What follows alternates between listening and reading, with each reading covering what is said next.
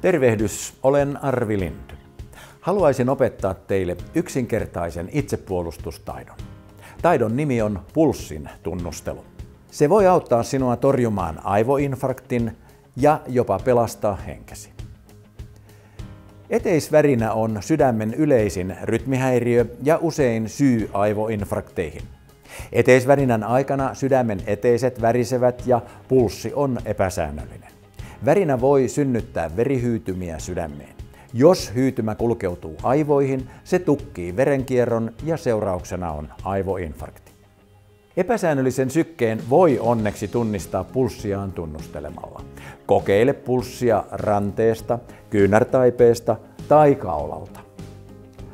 Paina tunnustelukohtaa kevyesti yhdellä tai useammalla sormella ja tarkkaile, tulevatko sykäykset säännöllisesti vai epäsäännöllisesti.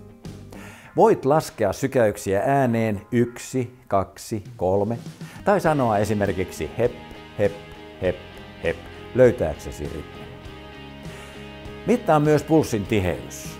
Laske sykäykset puolen minuutin ajalta ja kerro tulos 2. Normaalisti syke on levossa 50–110 lyöntiä minuutissa.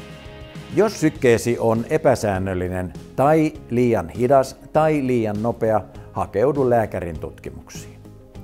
Tunnustele sykkeesi joka päivä niin kauan kuin sydämesi lyö. Voit tehdä sen aamuisin herättyäsi tai illalla ennen nukkumaan menoa. Pääasia on, että teet pulssin tunnustelusta itsellesi uuden säännöllisen tavan. Lisää tietoa tästä koko kansan itsepuolustustaidosta löydät osoitteesta www.tunnepulssisi.fi.